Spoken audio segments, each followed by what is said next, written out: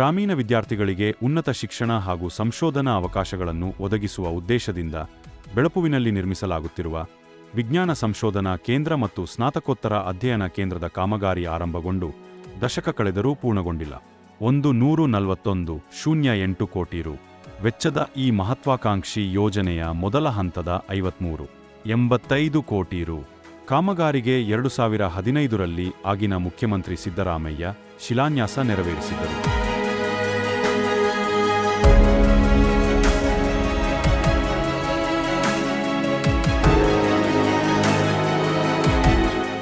ಯೋಜನಾ ಪ್ರದೇಶದಲ್ಲಿ ಆಡಳಿತ ಸೌಧ, ಅತಿಥಿಗೃಹ, ಸಂಶೋಧನಾ ಕೇಂದ್ರ, ವಸತಿಗೃಹ ಸೇರಿದಂತೆ ಹಲವು ಕಟ್ಟಡಗಳು 80%ರಿಂದ 85% ಪೂರ್ಣಗೊಂಡಿವೆ.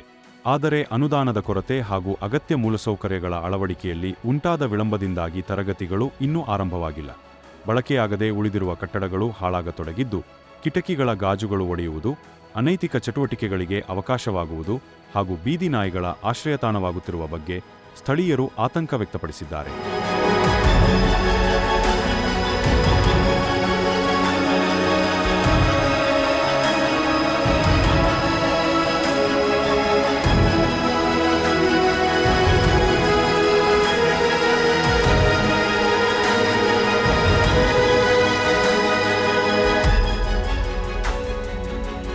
ಈ ಯೋಜನೆಯನ್ನು ಕಾರ್ಯಗತಗೊಳಿಸುವ ಭರವಸೆಯನ್ನು ಹಲವು ಶಿಕ್ಷಣ ಸಚಿವರು ನೀಡಿದ್ದರು. ಇದುವರೆಗೆ ಯಾವುದೇ ಸ್ಪಷ್ಟ ಪ್ರಗತಿ ಕಂಡುಬಂದಿಲ್ಲ. ಕೇಂದ್ರವನ್ನು ಶೀಘ್ರ ಆರಂಭಿಸಿ ಗ್ರಾಮೀಣ ವಿದ್ಯಾರ್ಥಿಗಳ ಉನ್ನತ ಶಿಕ್ಷಣದ ಕನಸನ್ನು ನನಸಾಗಿಸಬೇಕೆಂದು ಗ್ರಾಮ ಪಂಚಾಯತ್ ಮಾಜಿ ಅಧ್ಯಕ್ಷ ದೇವಿಪ್ರಸಾದ್ ಶೆಟ್ಟಿ ಒತ್ತಾಯಿಸಿದ್ದಾರೆ.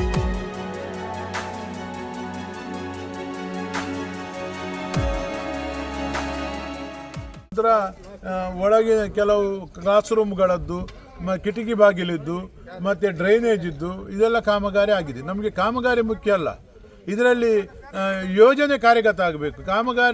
ಕಾಮಗಾರಿ ಆದ ಕೂಡಲೇ ಯೋಜನೆ ಆಗುವುದಿಲ್ಲ.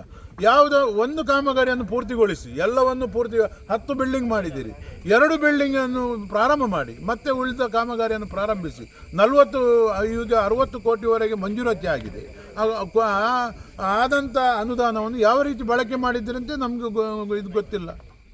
ಯಾವ ರೀತಿ ಯೋಜನೆ ಇದು ಫಲಪ್ರದ ಆಗ್ತಾ ಇದೆ, ಏನಾಗ್ತಾ ಇದೆ, ಅದಕ್ಕೊಂದು ಗೊತ್ತು ಗುರಿ ಬೇಕಲ್ವ. ಈ ವಿಶ್ವವಿದ್ಯಾನಿಲಯದವರು ಎಲ್ಲರಿಗೂ ಅದು ವಿದ್ಯೆ ಕೊಡುವಂಥ ಅವರು ಏನು ಖಾಲಿ ಕಾಮಗಾರಿ ಮಾಡಿದರೆ ಸಾಕಾಗುವುದಿಲ್ಲ. ಯಾವುದಾದ್ರೂ ಒಂದೊಂದು ಮುಗಿಸಿ ಪ್ರಾರಂಭ ಮಾಡಿ, 1-2-3 ಕೋರ್ಸ್ಗಳನ್ನು. ಮಹತ್ವಾಕಾಂಕ್ಷೆಯ ಯೋಜನೆ ಇದೊಂದು ಬೆಳಪಲ್ಲಿ ಒಂದು ಅತ್ಯಾಧುನಿಕ ವಿಜ್ಞಾನ ಸಂಶೋಧನಾ ಕೇಂದ್ರ ಮತ್ತು PG ಸೆಂಟರನ್ನು ನಿರ್ಮಾಣ ಮಾಡಬೇಕು ಅಂತ ಭಾಳ ದೊಡ್ಡ ಹೋರಾಟದ ಮೂಲಕ ಈ ಗ್ರಾಮಕ್ಕೆ ಇದು ಮಾನ್ಯ ಮುಖ್ಯಮಂತ್ರಿಗಳು ಸಿದ್ದರಾಮಯ್ಯನವರು ಹಿಂದಿನ ಸಾಲಿನ ಮುಖ್ಯಮಂತ್ರಿಗಳಾಗಿದ್ದಾಗ ಬೆಳಪುಗೆ ಬಂದು ಶಂಕುಸ್ಥಾಪನೆ ಮಾಡುವಂಥ ಕಾರ್ಯ ನಡೆದಿತ್ತು. ತದನಂತರ ಸಂಪುಟ ಸಭೆಯಲ್ಲಿ ತೀರ್ಮಾನ ಕೈಗೊಂಡು ಈ ಯೋಜನೆಗೆ 400 ಕೋಟಿ ರೂಪಾಯಿಯ ಯೋಜನೆಗೆ ಸಂಪುಟ ಸಭೆಯಿಂದ ಅನುಮೋದನೆಯನ್ನು ಕೂಡ ನೀಡಿದರು. ನಂತರ ಸುಮಾರು 40 ಕೋಟಿ ರೂಪಾಯಿ ಪ್ರಥಮ ಹಂತದಲ್ಲೇ ಬಿಡುಗಡೆ ಮಾಡಿದರು. ಆ ಬಿಡುಗಡೆಗೊಂಡಿರುವಂಥ ಹಣದಲ್ಲೂ ಕೂಡ ಮಂಗಳೂರು ವಿಶ್ವವಿದ್ಯಾನಿಲಯದ ಮುಖಾಂತರ ಈ ಯೋಜನೆ ನಮ್ಮ ಹೌಸಿಂಗ್ ಬೋರ್ಡಿನವರು ಇದನ್ನು ಗುತ್ತಿಗೆ ಪಡೆದಿದ್ದಾರೆ. ಅವರ ಮುಖಾಂತರ ಇದು ಕಾರ್ಯಗತ ಆಗ್ತಾ ಇದೆ. ಆದರೆ ನಾವು ಬಹಳಷ್ಟು ಈ ಬಗ್ಗೆ ನಿರಂತರವಾಗಿ ಇದೊಂದು ಅತಿ ಶೀಘ್ರ ಉದ್ಘಾಟನೆ ಆಗಬೇಕು ಮತ್ತು ವಿದ್ಯಾರ್ಥಿಗಳಿಗೆ ಇದರಿಂದ ಒಳ್ಳೆಯ ಪ್ರಯೋಜನ ಆಗಬೇಕು. ಸಂಶೋಧನಾ ಕೇಂದ್ರ, PG ಸೆಂಟರ್, ಬೇರೆ ಬೇರೆ ಯೋಜನೆಗಳು ಎಲ್ಲ ಸರ್ಕಾರದಿಂದ ಅನುಮೋದನೆ ಸಿಗುವಾಗ ಇದಕ್ಕೆ ದೊರಕಿತ್ತು. ಆದರೆ ನಂತರ ಬಹಳ ಆಮಗತೆಯಲ್ಲಿ ಕಾಮಗಾರಿ ನಡೀತಾ ಇದೆ.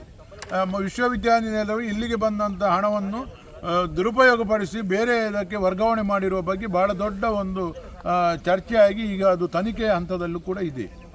ಇದರಲ್ಲಿ ಬೇಜವಾಬ್ದಾರಿ ಎದ್ದು ಕಾಣ್ತಾ ಇದೆ. ಸರ್ಕಾರ ಗೊತ್ತು ಗುರಿ ಇಲ್ಲದ ರೀತಿಯಲ್ಲಿ ಯೋಜನೆಯನ್ನು ರೂಪಿಸಿಕೊಂಡಿದೆ, ಆದರೆ ಅದನ್ನು ಮುಗಿಸುವ ಹಂತಕ್ಕೆ ಬಂದಿಲ್ಲ. ಅನೇಕ ಕಟ್ಟಡಗಳು, ಒಂದು 10-15 ಕಟ್ಟಡಗಳು ಆಗಿದೆ, ಬಹುಮಹಡಿ ಕಟ್ಟಡಗಳು. ಆದರೆ ಆ ಕಟ್ಟಡಗಳು ಉಪಯೋಗಕ್ಕಿಲ್ಲದೆ ಈಗ ಇಲ್ಲ ಕಟ್ಟಡಗಳ ಗ್ಲಾಸು ಎಲ್ಲ ತುಡಿಯಾಗಿ ಅನೈತಿಕ ಚಟುವಟಿಕೆಗಳ ಇದೊಂದು ತಾಣ ಆಗಿ ಪರಿವರ್ತನೆ ಆಗ್ತಾ ಇದೆ. ನಾನು ಭಾಳ ದುಃಖದಿಂದ ಹೇಳ್ತಾ ಇದ್ದೇವೆ. ನಾವು ಇದಕ್ಕೋಸ್ಕರ ನಮ್ಮನ್ನು ತೇಗಿ ಭಾಳಷ್ಟು ಹೋರಾಟ ಮಾಡಿ ಕೊಳಲಗಿರಿಯಲ್ಲಿ ಆಗುವಂಥ ಈ ಯೋಜನೆಯನ್ನು ಇಲ್ಲಿಗೆ ತರಬೇಕಾದ್ರೆ ಸತತ ನಾವು 10 ವರ್ಷ ಇದರ ಹಿಂದೆ ಹೋರಾಟ ಮಾಡಿದ್ದೇವೆ. ಇಲ್ಲಿ ಒಂದು ಕಾಲೇಜನ್ನು ನಿರ್ಮಾಣ ಮಾಡಬೇಕು, ಇದನ್ನು ನಮ್ಮ ಕಣ್ಣಲ್ಲಿ ನೋಡಬೇಕು. ಇಲ್ಲಿ ಹೊರ ರಾಜ್ಯದ ಹೊರ ಜಿಲ್ಲೆಯ ವಿದ್ಯಾರ್ಥಿಗಳು ಇಲ್ಲಿ ವಿದ್ಯಾರ್ಜನೆಯನ್ನು ಮಾಡಬೇಕು, ಬಡ ವಿದ್ಯಾರ್ಥಿಗಳಿಗೆ ಅವಕಾಶ ಆಗಬೇಕೆಂಬ ಭಾವನೆ ನಮ್ಮಲ್ಲಿತ್ತು. ಆದರೆ ಸರ್ಕಾರ ಮೀನಾಮೇಷ ಮಾಡ್ತಾ ಇದೆ. ಪ್ರತಿ ಸಲ ಇಲ್ಲಿಗೆ ಉನ್ನತ ಶಿಕ್ಷಣ ಸಚಿವರು 5 ಜನ ಉನ್ನತ ಶಿಕ್ಷಣ ಸಚಿವರು ಭೇಟಿ ಕೊಟ್ಟು ಇದನ್ನು ತಕ್ಷಣ ಕಾರ್ಯಪ್ರವೃತ್ತಿ ಮಾಡ್ತೇವೆ ಅಂತ ಹೇಳಿ ಮೊನ್ನೆ ಸುಧಾಕರ್ ಅವರು ಭೇಟಿ ಕೊಟ್ಟರು, ಅದಕ್ಕಿಂತ ಮೊದಲು ಅಶ್ವಥ್ ಅವರು ಭೇಟಿ ಕೊಟ್ಟರು, ಅಶ್ವಥ್ ನಾರಾಯಣ ಅವರು. ಆದರೆ ಏನು ಕೂಡ ಅದನ್ನು ಖಾಲಿ ಒಮ್ಮೆ ಭೇಟಿ ಕೊಡ್ತಾರೆ, ಒಂದು ಸ್ವಲ್ಪ ಕಾಮಗಾರಿ ಪ್ರಾರಂಭ ಆಗ್ತದೆ, ಮತ್ತೆ ನಿಲ್ತದೆ. ನಾನು ವಿಶ್ವವಿದ್ಯಾನಿಲಯದ ಉಪಕುಲಪತಿಗಳಿಗೂ ಕೂಡ ಹಲವು ಬಾರಿ ಧರ್ಮ ಅವರು ಇದ್ದಾರೆ, ಈಗ ಹಲವು ಬಾರಿ ಮನವಿ ಮಾಡಿದ್ದೇನೆ. ಇಲ್ಲ ಈ ಸಲ ಖಂಡಿತ ಪ್ರಾರಂಭ ಮಾಡ್ತೇವೆ ಅಂತ ಹೇಳ್ತಾರೆ. ಆದರೆ ಅದು ಯಾಕೆ ಈ ರೀತಿ ಆಗ್ತಾ ಇದೆ ಎಂಬುದು ನಮಗೂ ದಿಕ್ಕು ದೋಚದ ರೀತಿಯಾಗಿದೆ. ಈ ಸಲ ನಾವು ಹೊಸ ಮುಖ್ಯಮಂತ್ರಿಗಳು ಬಂದಿದ್ದಾರೆ, ಅವರಿಗೂ ಕೂಡ ನಾವು ವಿಶೇಷವಾಗಿ ಮಂಜುನಾಥ್ ಭಂಡಾರಿ ಅವರು ವಿಶೇಷ ಮುತುವರ್ಜಿ ವಹಿಸಿಕೊಂಡಿದ್ದಾರೆ, ಇದನ್ನು ಏನಾದರೂ ಒಂದು ಕಾರ್ಯಕ್ರಮ ಆಗಲೇಬೇಕು ಅಂತ. ಆದ್ದರಿಂದ ಈ ಸಲ ಹೊಸ ಮುಖ್ಯಮಂತ್ರಿಗಳಿಗೆ ಮತ್ತು ಯಾರು ಉನ್ನತ ಶಿಕ್ಷಣ ಸಚಿವರಾಗ್ತಾರೆ ಅವರಿಗೆ ಮತ್ತೆ ಹೋಗಿ ಈ ವರ್ಷ ಶೈಕ್ಷಣಿಕ ವರ್ಷದಲ್ಲಿ ಪ್ರಾರಂಭ ಮಾಡಲೇಬೇಕು 1-2 ಕೋರ್ಸ್ ಅನ್ನೋಂಥದ್ದು ಒತ್ತಡ ಕೆಲಸ ಮಾಡ್ತೀವಿ.